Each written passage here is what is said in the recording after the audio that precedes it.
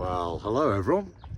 Emma's asked me to make a bit of a video. I've decided to think of it as where I am now and how I got here. So where I am now, I'm in Community Cigarones near Orgiva, which is over there. This is my workbench for the day. And how I got here? Well, I bought a soup spoon bangle for my then partner over in Ireland. I sort of came to realise that actually what I was looking at was a soup spoon. So I went out and got a soup spoon, a bit of scaffolding pole, big hammer, lump of wood, and a few other bits and pieces, and I made one. And from that moment on, it has felt like there's been a bit of magic involved. So to tell the story, I'm actually going to make something.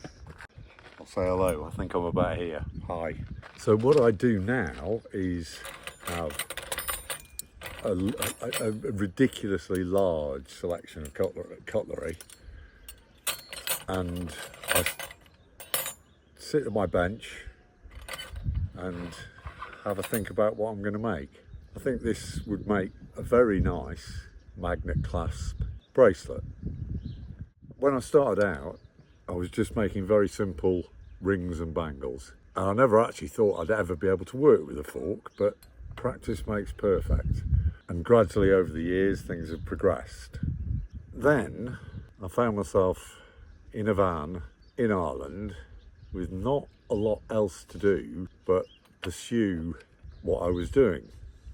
And I gradually collected more and more techniques and tools that allowed me to convert vintage cutlery into jewellery and other things, actually.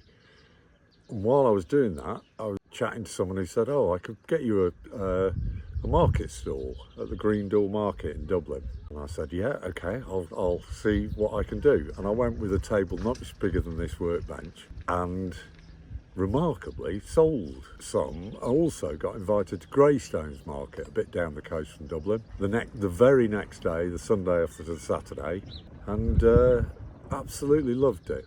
And then suddenly realised, actually, this could be a thing.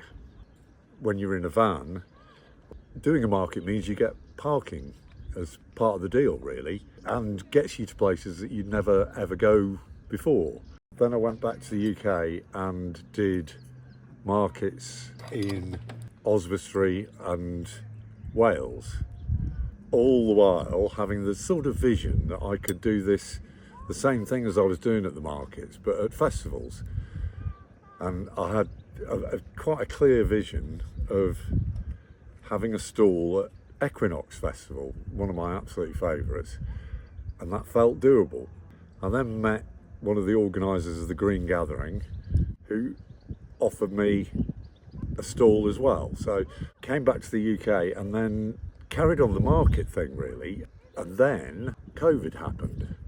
And at the time, I was not skilled enough or practiced enough at running a stall or doing anything like that.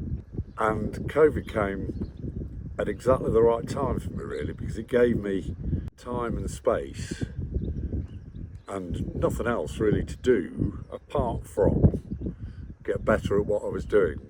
When COVID restrictions first eased, they eased up for markets really before anything else. So I went off into Wales and managed to get 5 markets a week, places like Barmouth and Towyn and Machynlleth, and just spent that very nice summer when things had opened up, living in the van, moving from market to market. I got better at talking to people, I got better at putting my stall up, and then by the time festivals started happening, I was in a much better place to do it well, really. And then I had a fairly tricky winter living in Wales. At the end of the winter, I thought, I don't think I can do another winter of this. What are my options?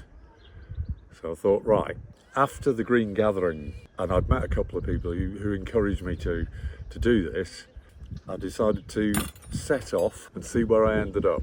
And so spent 6 months getting to Morocco and back. Another bit of magic that I hadn't considered in advance of this is that my entire toolkit is very, very small. I've got a bunch of hammers. I've got a nice little piece of wood made by a friend of mine that I met in Towin, and an electric drill for drilling and grinding, a toolbox full of things that I've developed over the years. And really what I was doing was migrating. So doing this work isn't easy to do in the van, and it's much, much more pleasant to do it outdoors. Basically following the autumn down to Morocco for 3 months in Morocco, and then the spring back up through Spain and France. I don't consider myself an adventurer. All I'm doing is trying to get the conditions right for me to do what I'm doing in nice places. And it since turns out that where I set off from in Shrewsbury is the centre of the swift population of Shrewsbury, and they migrate essentially exactly the same route and timings as I do, which is really rather sweet. It is also become quite sociable, so people actually know where I am, seek me out, and I do markets here and there where I can. I'm able to have customers who are just basically intrigued by what I'm up to.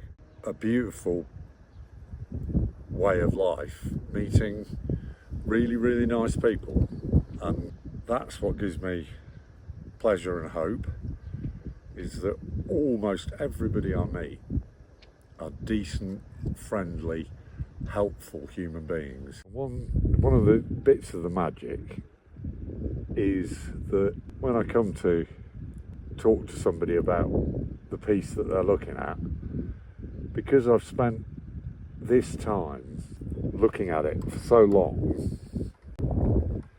I can generally remember where it was that I was making it. When they go away with it, that becomes part of what they've got from me, I think.